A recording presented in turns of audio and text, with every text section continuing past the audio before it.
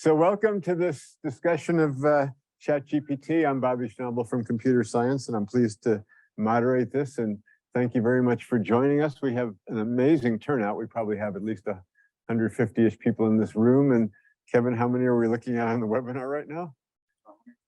Okay, so a similar number online, and that number is probably going to increase. I'm going to start with a quick question. So there will be a test. How many people in this room has used? Oh, okay. How many people in this room have used ChatGPT or one of its cousins? Okay, so that is virtually everyone, which is what I kind of knew the answer to the question, but it's unprecedented.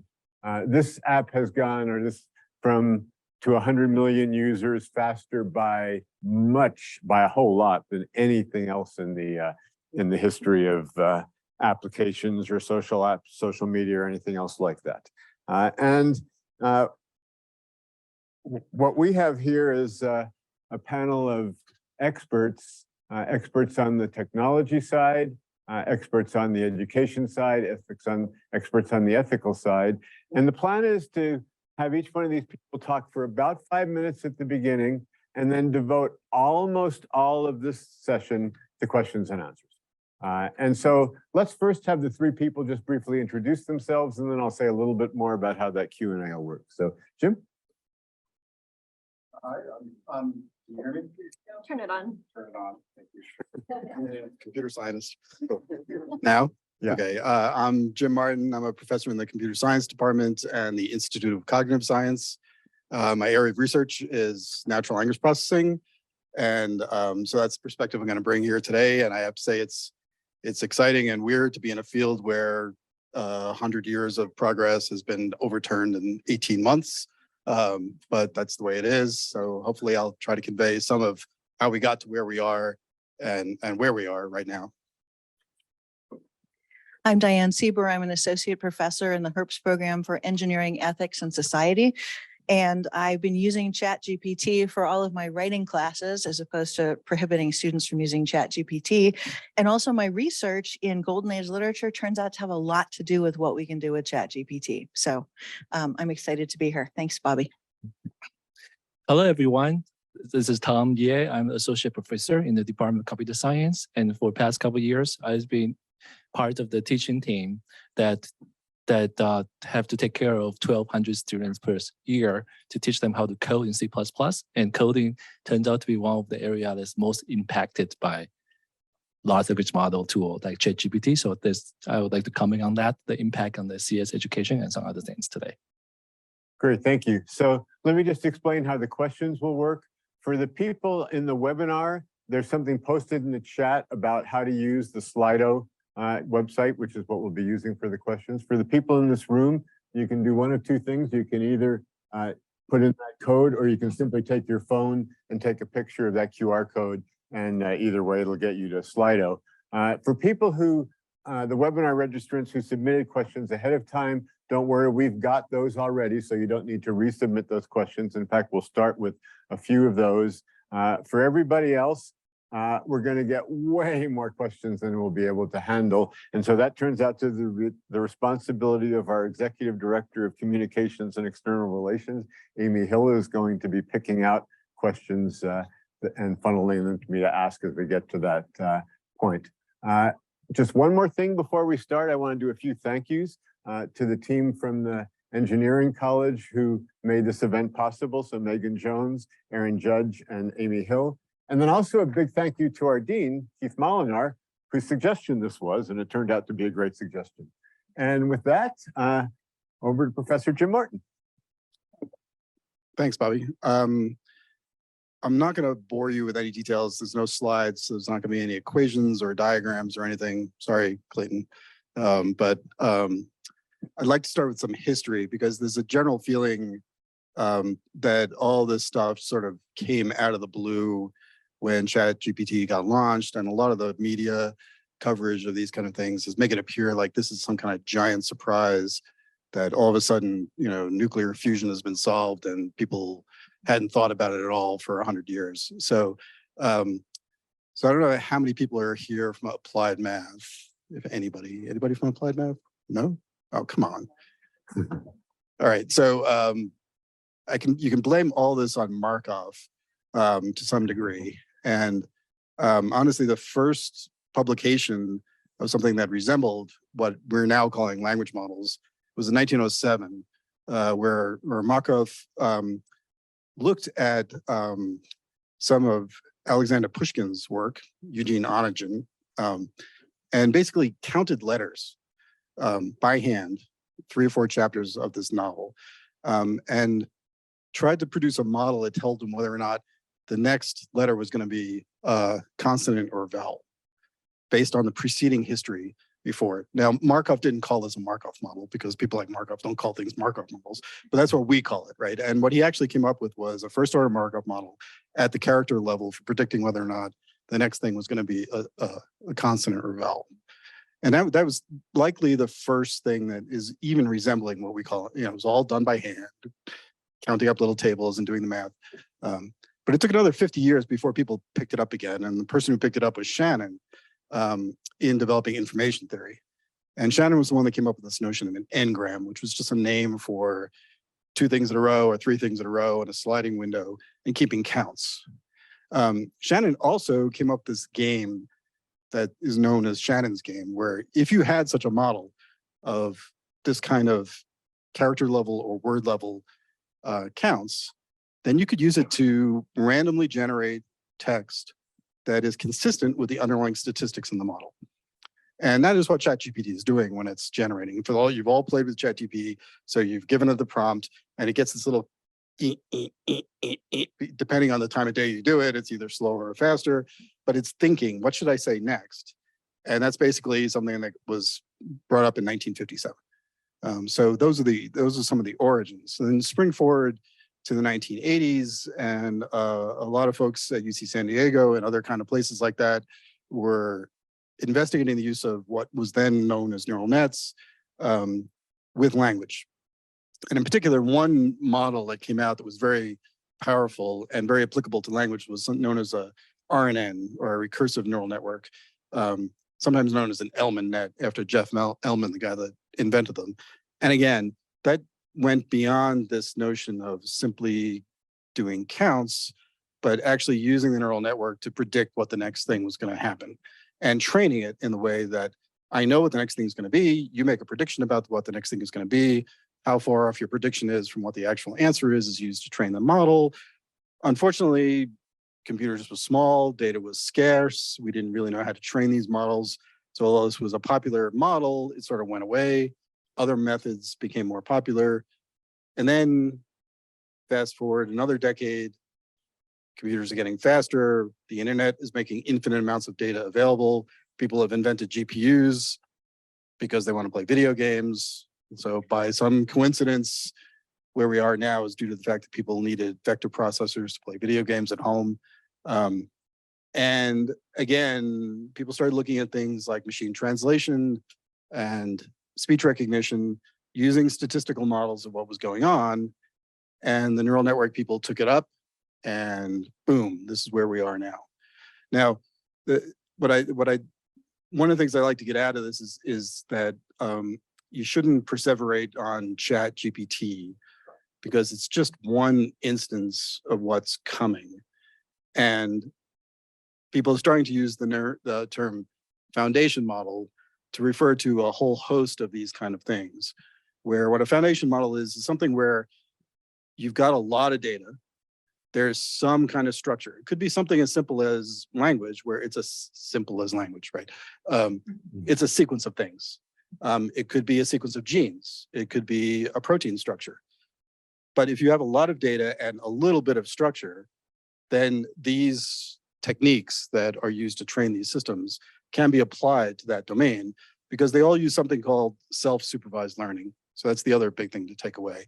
Throughout the history of machine learning up until recently, the focus has been on something called supervised machine learning. And you all know about this. Some human or some expert labels a whole bunch of data. I've got 1 million pictures of cats. I get somebody to sit down and crowdsource 500,000 of these are cats and 500,000 are dogs. That's the label that drives it. That's not how these systems work. If you've got data, all I'm going to do is whatever the data is, occlude a little bit of it, delete that word, and tell the model fill in the blank. Or occlude this pixel, guess what the content of that pixel should be. Or this part of a speech signal is going to get blanked out. Tell me what that signal that's blanked out should be, given everything that you know during your learning. If you can do that, you can do protein folding. So these models are not just, they're being called language models, but it's a bad term because it's being used to fold proteins. It's being used to play Go. It's being used to do a whole million things that is going to revolutionize a lot of the different areas. You know, so if you're a chemist and you teach organic chemistry, things have changed fundamentally in the last 8 weeks. So I think I'll leave it at that, and then we can get into the details and the questions. Great. Thanks. So on that ominous note, I mentioned earlier that I require ChatGPT for all of my writing classes, as opposed to saying, don't use this, it's cheating. And fundamentally, it's because I see some really positive effects. It levels the playing field for students who come in with different backgrounds. It allows students to generate a pretty okay first draft, after which they can start thinking about logic, accuracy, proof, examples, objectivity, how to revise. So I see affordances where we might otherwise see, you know, a huge challenge and a terrifying moment. However, as the ethicist on the panel, and of course we're all ethicists, I was saying, I am concerned about the current gold rush in large language models, just because what matters now isn't really speed, it's norms. It's figuring out what we're going to do with all of this and where we want to end up. And I feel like an aggressive pursuit of safety now might actually safeguard a long-term economic profit later. So I feel like we're short-sighted if we just leap straight to the profit line. And the fact that everybody seems to have their ChatGPT shtick right now is a little concerning to me. And I'm concerned in two different ways. One is about present bias and credibility, which you probably read all about in the news. And the other is about a sort of near future and really near future existential risk. And so I'll divide my initial comments into those two things. First, the present bias and credibility. There are so many ways to use and misuse AI language models. I mean, so obviously anything that is a positive tool can also become a negative tool. So spam and ultra personalized phishing are already emerging, and we don't yet know what to do about old spam and non-ultra personalized phishing. Confident and prolific disinformation. I mean, LLMs lie abundantly and convincingly. And they even cite non-existent supporting sources, as you've probably seen in the news. So the combined effects of hallucination and aggressive confidence, I think, is at this time of a challenge to our sense of reality anyway, probably something to be thinking about. I think it's going to be a serious legal disruption. The defamation liability that's already emerging from ChatGPT, in particular GPT-4 yesterday. Tim Wu noticed that if you prompt ChatGPT to ask what crimes has person X been accused of, Bobby, I tried you, by the way. ChatGPT will very cheerfully provide you with a whole list of crimes that so-and-so has been accused of. They were all true. They were all true. Oh, no, they were not. ChatGPT is basically a defamation machine. And the first lawsuits have already been launched. And the big question is, who's responsible for that? There's a 60-page OpenAI paper on possible harms of ChatGPT, which incidentally is a very exciting read. I strongly recommend it with a stiff scotch. And then there's something else that I've been kind of wondering about, and it might be good for discussion, and that is the guardrails that keep ChatGPT from being racist also seem to crush all sorts of alternative arguments. So, you know, everything from junk science to real and potentially change-making scientific and social opinion can also be weeded out by the fine-tuning that goes on. with ChatGPT. So that's just a couple of quick examples. But the existential question is the one that really interests me. The alignment problem, that is, if ChatGPT, if large language models in general are unaligned with human values, or even if they're aligned with questionable human values, then we're creating a real problem for ourselves. I think there's a real economic and prestige incentive to rush, to have the first mover advantage. But there's also some pretty human reasons to pause and think about where we're going right now. You may have noticed that there's been a call for a 6-month moratorium on developments. I'm not sure that that's even possible, but interesting that lots of people are beginning to say we need to stop and think. There's a short-term productivity gain at the cost of potential future human expertise and satisfaction. And that's two different problems. Expertise, an example of that would be that if we replace human assets right now, like for example, paralegals, we end up taking away the ways we train people to become experts. And I'm concerned that we're about to eliminate some level of human development and expertise development that is critical to us and we don't realize it.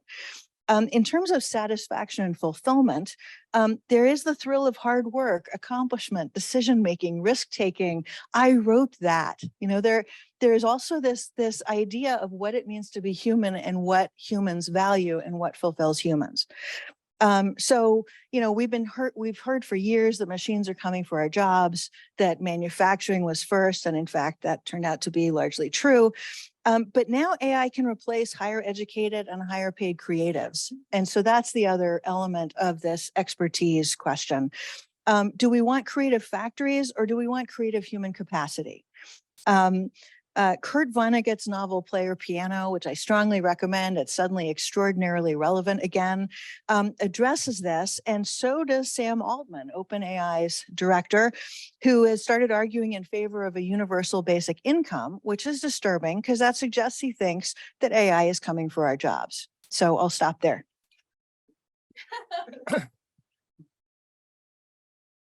I'm going to continue Jim's story, and I'll start year 2022. If you remember, it was just last year.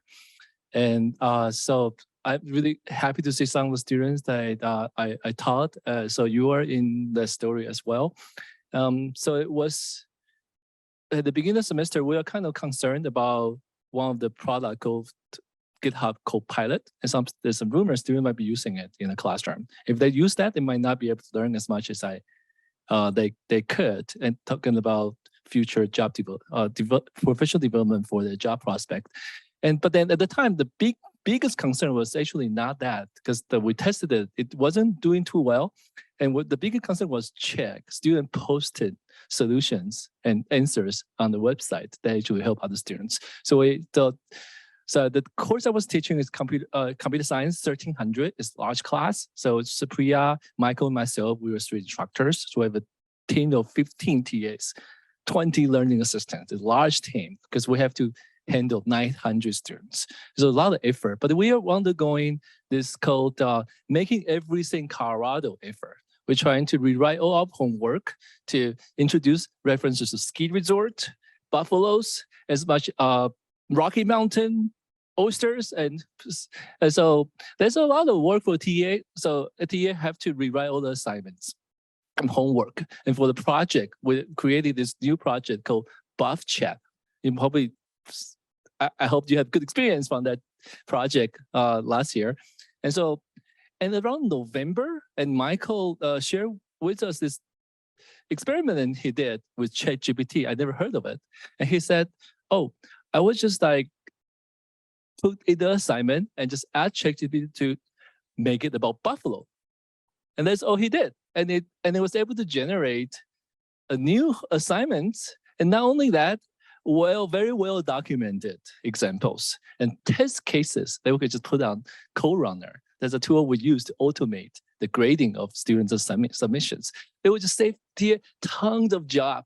And in our experiment, the ChatGPT was also doing quite well in terms of carrying out conversation, asking questions about programming knowledge.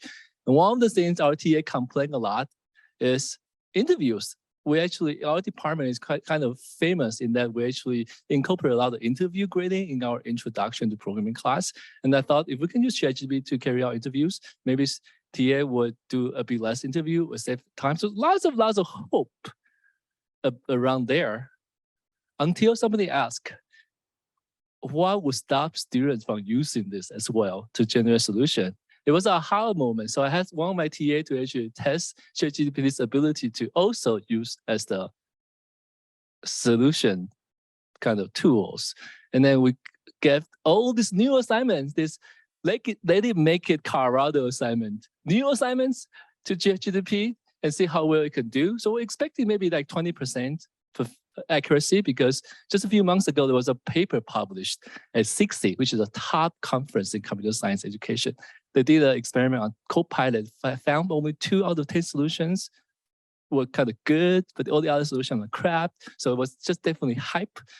And so when it got back, and he basically told us that ChatGPT got it correct first try, all our new assignments with test cases, with perfect documentation. So we were there in terms of hope, and we're there in terms of fear.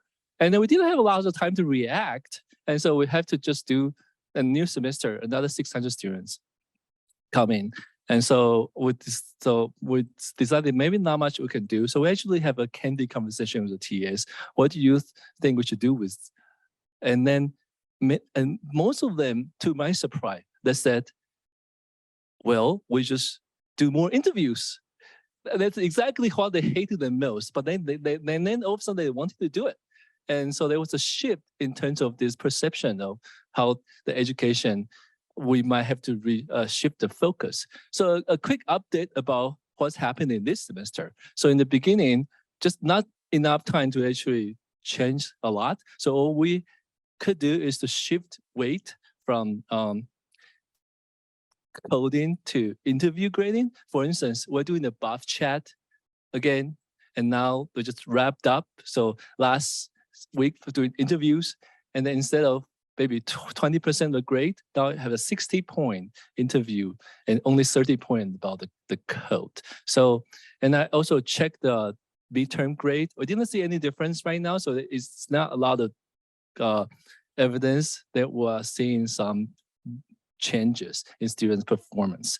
And so to sum up before we head to Q&A, so what we can say is that we know there's a huge impact now on instructors everywhere, now in our department, not just in our department, not just in our university, but everywhere, about how we can use ChatGPT in the classroom, how we should embrace it or use it or ban it. And so, but the impact on students, we're still, the data is coming in right now.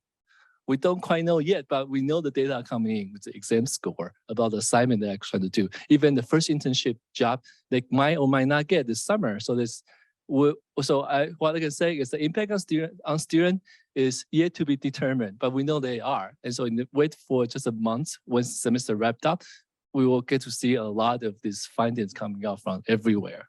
And there are people trying different things. Some might be successful, some might not be so successful. So there's hope. There's also fear about seeing understanding those impact. Great. Thank you all, the 3 of you, so much. Those were really interesting and very diverse comments as well. And now we'll start going to the questions. We'll start with a few that were sent in ahead of time. The first one will be still on this use in learning, and then the next one will be in a totally different direction. So the first question, which we've gotten to a little bit already, what are practical ways teaching faculty can integrate generative AI to enhance learning instead of being afraid of it?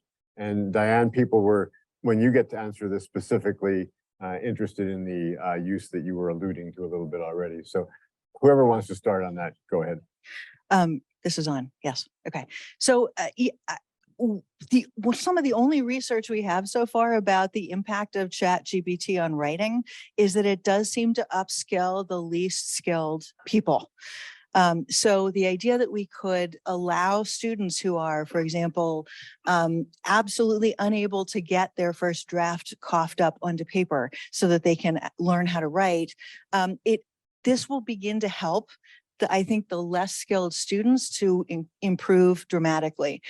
In terms of the more skilled students, who I think we've probably been mostly teaching to anyway, if I'm honest with myself, I think they will see a brief sort of limited increase in productivity, but that this might also just allow them to interact more with the students who already aren't able to write. And again, get to the point of thinking about logic, construction, what's a good example, interesting proofs. Start with ChatGPT, learn how to prompt ChatGPT, but then learn how to use it to shape an excellent writing exercise. So either of you want to? Can I Yes. Quick follow-up on that. It's entirely unknown right now what level of linguistic knowledge ChatGPT has. Everybody who's used it can tell that it's fluent, it's got a big vocabulary, that looks like a sentence, that looks like a coherent text. But with respect to human level performance, we know very little, because we know very little about what they know. These models, what these models know. And it's been demonstrated relatively quickly that training a classifier that can say, yes, a language model wrote that, and this particular language model is the language model that wrote it, is a fairly easy thing to do. You can train a classifier with 95% accuracy to do that.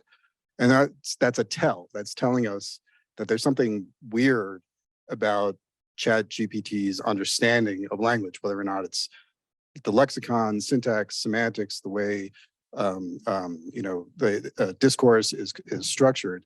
And to get to Diane's point, yes, it's at a level that's probably above the worst language understanders, writers in many of our classes, but it's at a level that nobody knows exactly what it's doing at a higher level. So it's certainly not it's not a novelist. It's not Kurt Vonnegut. It's not James Joyce. You could probably turn it into James Joyce, but I'd like to share with you an example. Hopefully they can provide some inspiration. And so I'm gonna take a detour to art education. So one of the area that ChatGPT like generative tool is making the impact is art, that AI generated art. You might know or heard the news last year, Colorado State Fair, the winner of the art contest was Jason Allen, who submitted the AI work. And just to plug, Jason is going to be speaking in about a month from now at one of the event organized by the Rocky Mountain AI Interest Group. So check it out. And so, and then we had the opportunity to work with this art school down in Aurora, called Charles Burrow Art School, that we're just teachers are wondering what we're gonna do with AI, education. Should we just close our school now? AI can actually draw. And so then we decided we could work together to organize an art contest. People can learn from the students and teachers how AI and human artists can coexist. And so this is the contest running now. So this is an example that we came up with, and Larissa in the audience, and she's my PhD student. She's leading, and she has 13 years of art education experience. And so, and that is an example, hopefully gives some inspiration that we require that the student to have these 2 panels, and one panel is 100% hand-drawn, handmade. The other is assisted by AI. But in order to win the contest, you have to make a holistic art statement. So Diane and I have been working together and trying to also on the kind of scholarly side, we're gonna get all these submissions, how we can analyze them. We call it juxtaposition, that it's not fusion, but juxtaposition kind of side by side. So it's inspiration hopefully to offer you that perhaps one of the way to have a conversation about education is to give the opportunity to have the AI produced work and human produced work side by side, but together the sum of individual will be big, greater than the whole, kind of like that. And 1 + 1 is greater than 2, and together. And so this is actually AI generated and being able to incorporate multiple cultural elements. So just like Diane said, we still a lot of unknown about the impact of education. So there are many efforts such as our contest trying to generate some findings about this. Hopefully we could share more in about the months when this art contest concludes. Thank you. So going to rotate types of questions, by the way. Some are about education, some are about a variety of other things. And so this is a totally different direction. Nobody mentioned the singularity issues yet. And this is almost getting there. Somebody wrote in, is it possible that ChatGPT or similar systems can exceed the knowledge that we currently know and make new discoveries? Jim, do you want, I don't know, do you want to start with that as the technical expert?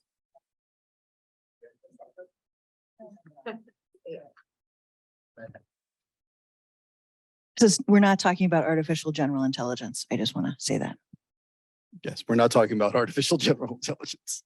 But I mean, ignoring the singularity part, you know, can these things produce stuff that they haven't already read or seen? And the answer to that is clearly yes. And a lot of the argumentation by skeptics against these things is that they're just parroting back in some stochastic way stuff that they've been trained on. And that, while that's true to an extent, it doesn't tell the entire story, because clearly they're generating stuff that's novel, that's creative, that's based on the totality of what they've been trained on. And the totality of what they've been trained on is a lot of stuff. But it's not the singularity. Anybody else want to address that one? We don't need. Maybe I'll pass. Okay, so we'll go to a different topic that didn't quite come up yet. It was mentioned that the AI systems need to include human values. Since there is a wide polarization of values across the US and the world, whose human values should be used? I could, yeah. This one. Okay, it was mentioned that the AI systems need to include human values.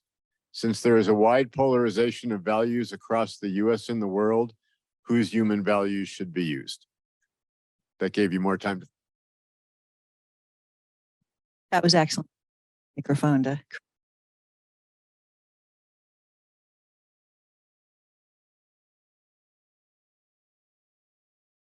Turned off. It's wrong about the singularity, weren't we? Okay. I think one of the things we need to consider is that there are some human values that are actually pretty solidly universal. There are some human values, like, for example, self-knowledge, self-love, honor, taking care of others. There are all sorts of things that I think do show up in cultures everywhere. And I think, you know, some of the issues that we might want to be asking are how we align AI with human interests, but that means we have an opportunity to find out what are human interests. I mean, for example, what humans need versus what humans want has been a question for ever since there has been speech, and probably longer. Wow, this just goes off, doesn't it? And they often seem to we balance individual and social is, I think, another. Shall we try this one? Okay, we have a poltergeist. How do we balance individual and social good? Are those both human values? I think they are. And how then do we come to some kind of consensus about where we will be? I think that there's never been a more urgent or existentially imperative moment to find some moral clarity for once. And, you know, these are not new questions, but they're much more urgent questions now. I just agree with all of that, but I think it's extremely important that we're careful about how we talk about these things. It makes no sense at all to talk about a language model having values.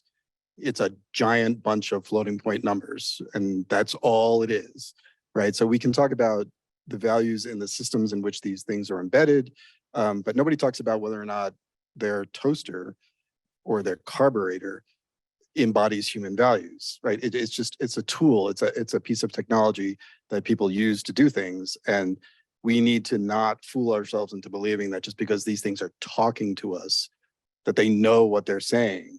right? Because they don't. They know something, but they don't understand what they're saying, and they don't have values, and they don't have emotions, even if they sound like they're getting mad at you. Until that moment when they actually do.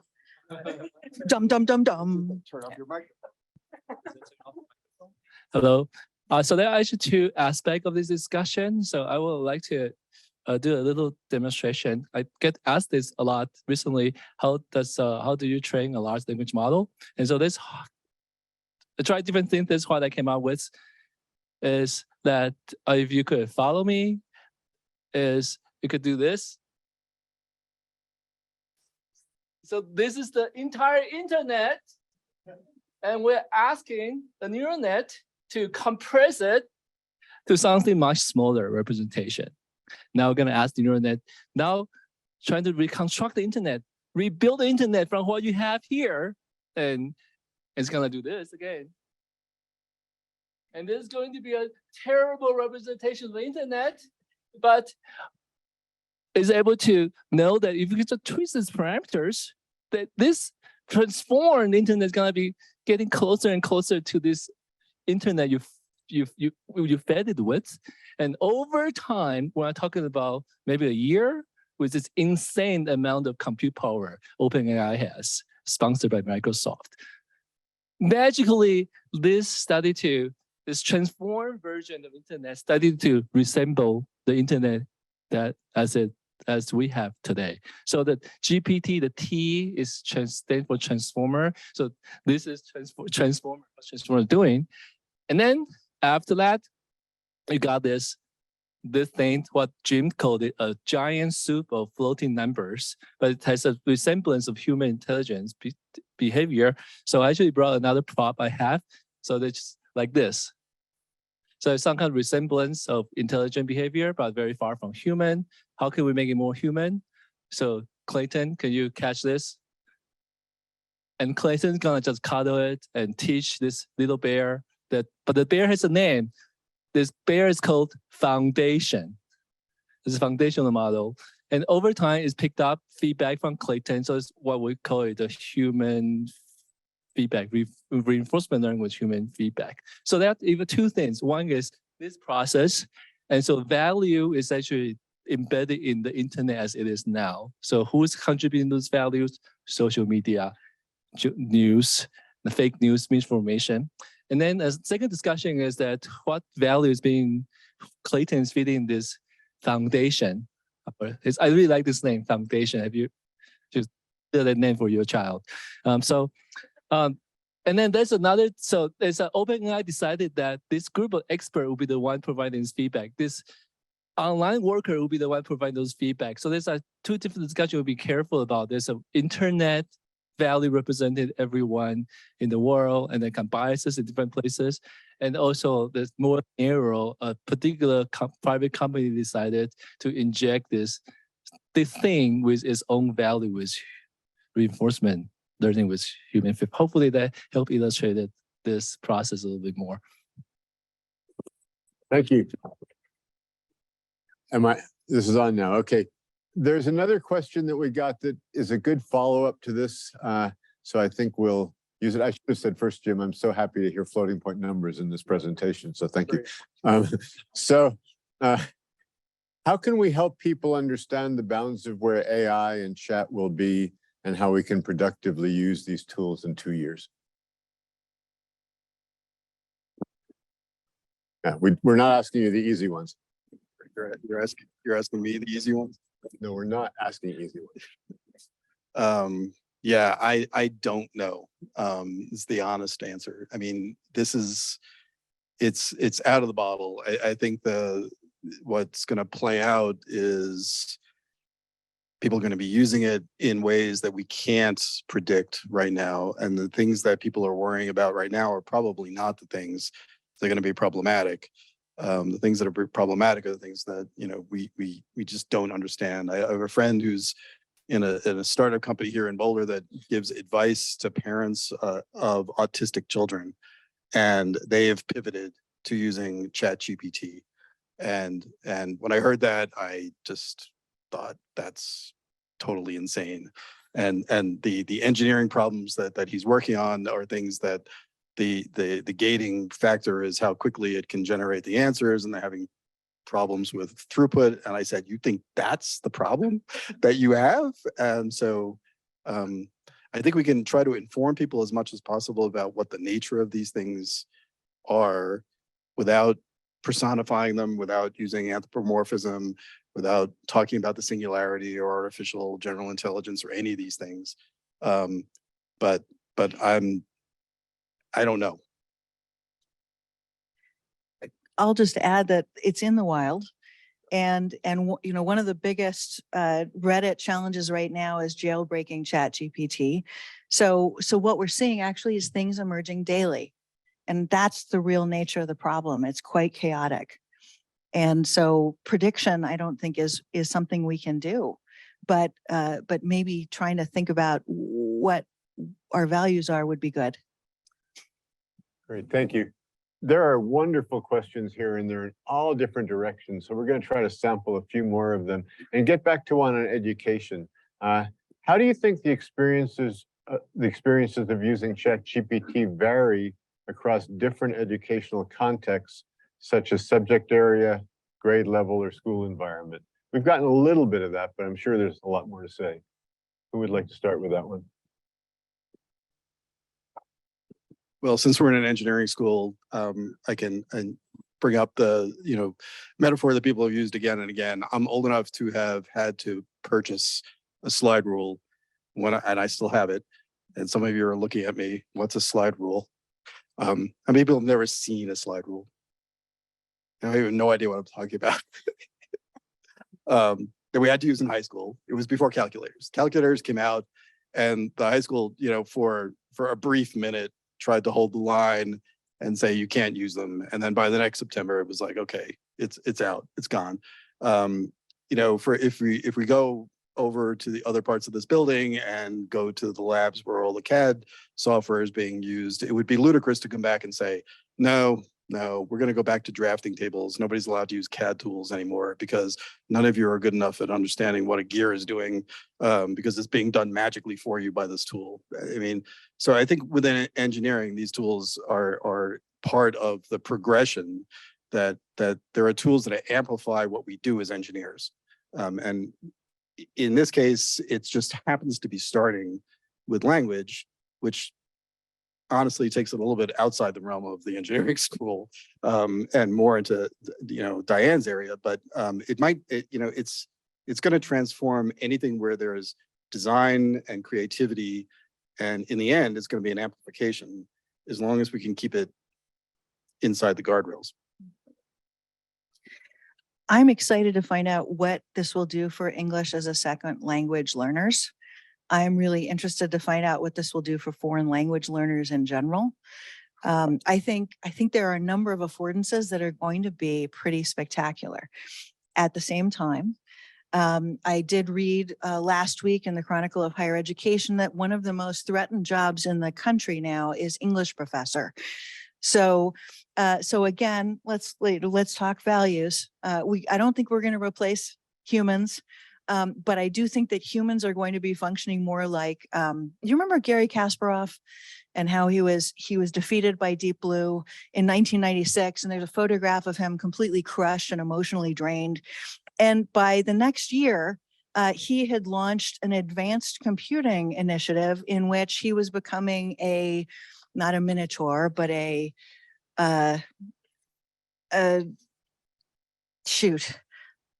not a Labrador. I'm trying to think what the word was for a centaur. Thank you. He was where he called centaur chess, in which humans riding the back of a machine, metaphorically speaking, could in fact play much more interesting and engaging chess. And so I am seeing the possibilities for a centaur kind of human, an enhanced human, that could be very, very exciting.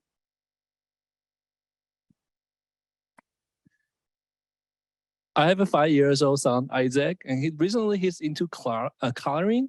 So I brought this example. And what do you think I should say? Oh, I love it. Or should I say, this is an ugly, crappy piece of work. You should stop writing and coloring because AI is doing it very well. So, and then on the weekend in my family, we don't go to the ski resort because I take my kids to Korean school, and I'm not even Korean, but my wife is Korean. And so maybe we should stop doing that. It's quite a drive down to Highland Range to go to Korean school. And so, and when I think about education and for the future, I couldn't help but Isaac actually made me think about that. So maybe we should still going back to Korean school. Why do we even still color and still write and all going to Korean school? Is maybe it won't be speaking Korean better than AI, but because that is what I value, and I value that cultural connection. And with my wife, and she's from a different culture, so that is something that make us to rethink that when we actually write program, learn to write code and learn to do organic chemistry. So what is the underlying reason? So that we're being forced to rethink education in terms of the way that we like them to connect. We don't want to just go out and say, just stop coloring, stop writing, because AI is doing a better job. So we should instead focusing on something else. So I don't know what quite that is, but it definitely there's a foundational value that we all treasure in the education. Thank you. So I'm going to switch to the next one. And this one is probably just for Jim. Do you think these language models can give us insight on the way our own brains learn and take information, which of course gets back to that term artificial intelligence as it was coined decades ago? You're giving me all the hard problems. I mean, yes, I think they can give us some insight. It's important to realize, though, that if you think about what you all went through as you learned language, and think about how these things are being trained.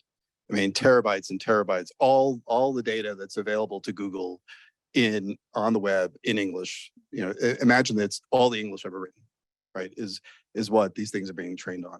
And yet you all, by the time you were 18 or 20 years old, had acquired a vocabulary probably in excess of what ChatGPT does. You know what the meaning of the word pizza means in a way that ChatGPT does not. And if you think about how you acquired that vocabulary of roughly 100,000 words by the time you were 18, you were roughly learning, depending on how you do the math and look at, you know, age change, 10 words a day, every day, 24/7 for 18 years to get to where you were. But you weren't exposed to anywhere near the amount of text or speech necessary in order to achieve that level of learning. So we are vastly better, vastly more efficient learners than what these things are. We learn from a lot less. We need a single example. We get the concept. So we're way better. Now, can these things provide us some insight into how humans learn? Sure. Are they brains? No. Are they biologically inspired? No. Is there a connection between what neural nets do and what the brain actually does? No. It's biological inspiration from 1957 that nobody has believed is biological since 1957. And in fact, those people didn't believe it then. So don't believe it when you say these are brains. They're not brains. They're floating point numbers. Great. So the next question is sort of an existential question for research universities in a sense.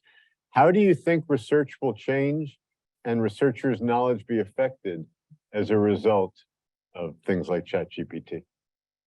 Anybody want, other than Jim, want to start?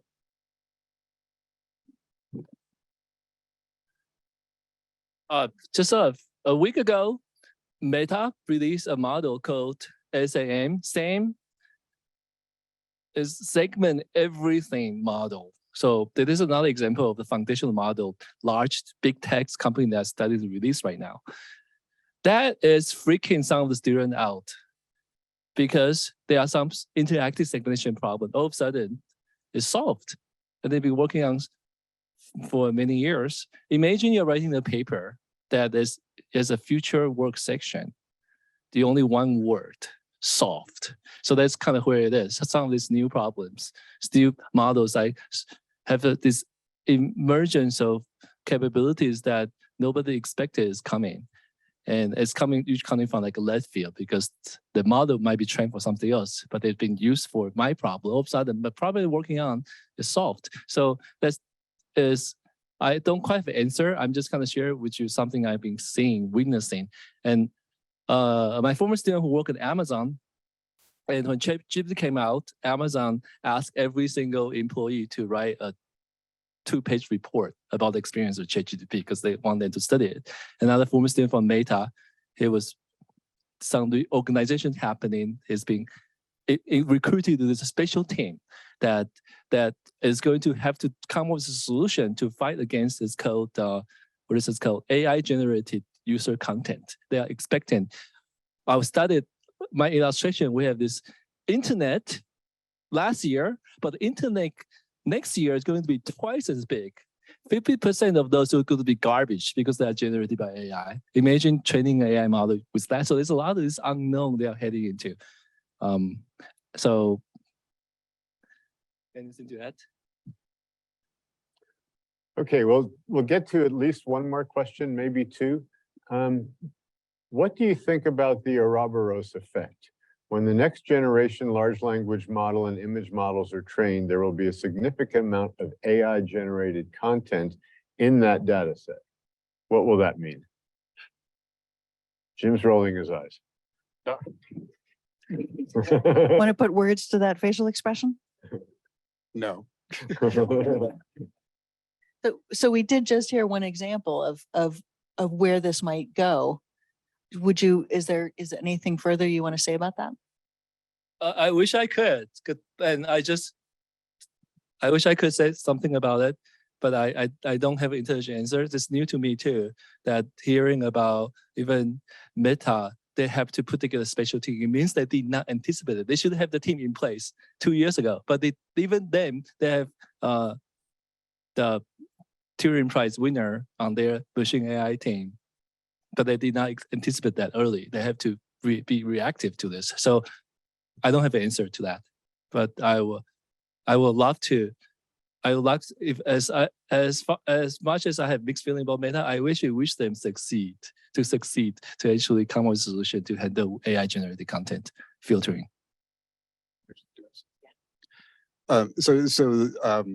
There is a trend right now where everything was scale, and all the players in this area realized quickly that doubling the amount of data that you trained on or doubling the amount of time you spent training, performance got better and better. And there is a retraction happening right now where people are finding that if you're selective about the data that you train on, if you're smarter about how you do the training, you can make these models much, much smaller, trained on much less data, and get the same level of performance out of them. So this notion of scale over everything is probably going away pretty quickly. And how that relates to this is it's not necessary to throw every sequence of bytes that you ever found on the web into the model in order to get it to perform at a high level. Yeah, and I'm glad you brought that up. I think for the first time, I'll jump in with a comment of my own. That's a really important trend because it started to feel like this was just the huge companies can do this and nobody else can. And we're learning quite quickly that that's, as Jim just said, not the case. And that really changes where this affects society. We're going to wrap up with a good wrap-up question. Wicked problems are those that include a values component and therefore cannot be solved with basic math science engineering. Probably should say only math science engineering. Unfortunately, humans have been terribly ineffective in dealing with wicked problems, from climate to pandemics to homelessness and beyond. Will AI be of any help to us here, or will it make matters very much worse? Simple question. Diane, you want to start on that one? I think we have the choice right now about whether it'll make it better or worse. That's the simplest answer I can give. Yeah, I think I mean a good metaphor that Stuart Russell has used, who's the author of the primary AI textbook, is that one of the existential crises we face right now is climate change. that came about because of the Industrial Revolution. If we had known then what we know now, would we have done something to prevent what's happening now from happening? And we're in that point right now. We can project out and say, okay, this is the new fire. Let's put some guardrails up now to try to prevent something bad from happening 200 years from now, rather than just waiting to see how bad things can get and whether or not we can fix it.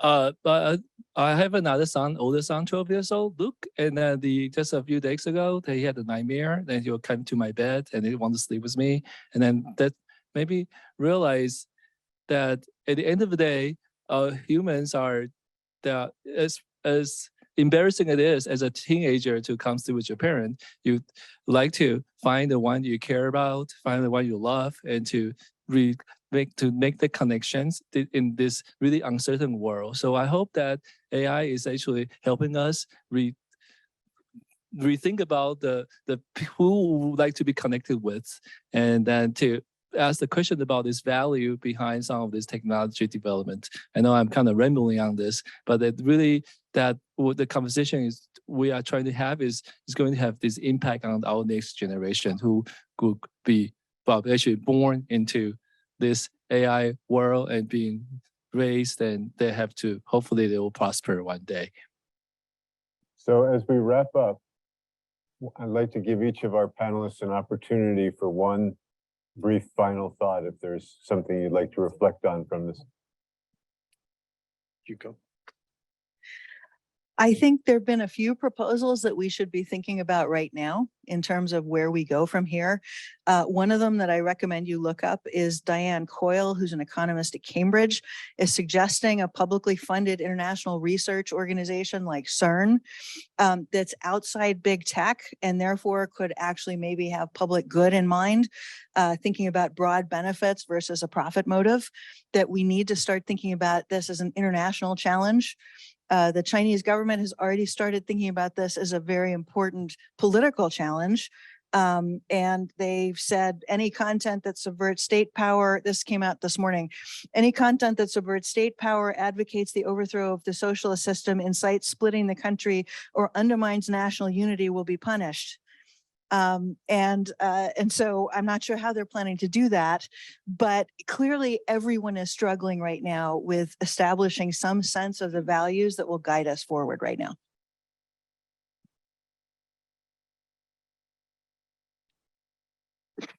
On that note, I guess since I think we have a mainly engineering audience, I guess one thing I would come back to is let's not focus on these things solely as being language technology and language models. It's a term that's out there, so we have to go with it.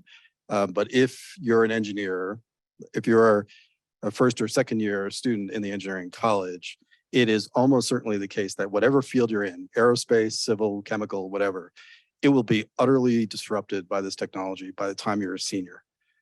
Whatever it is that you thought you were going to do as a chemical engineer is not what you're going to be doing 5 years from now.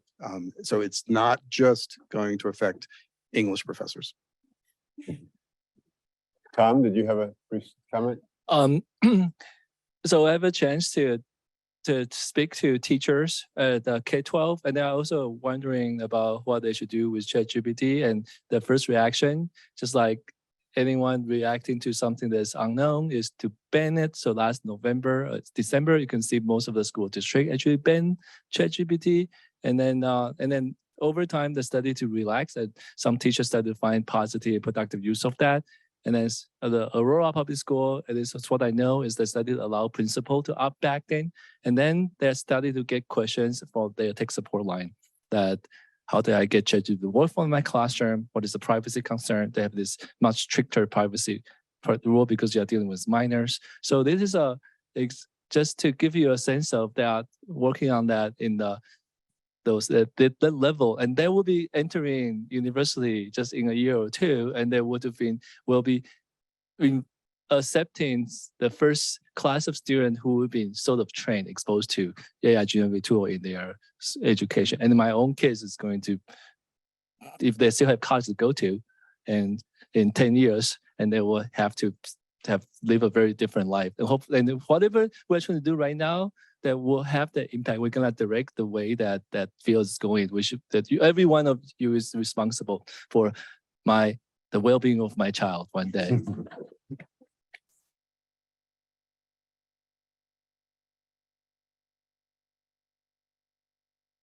So I was going to ask you to thank our panel, but I think you just did. So final thanks to both the audience that I can't see, which is a big one. I'm not sure how many it turned out to be, and all of you here. Thank you so much for joining us.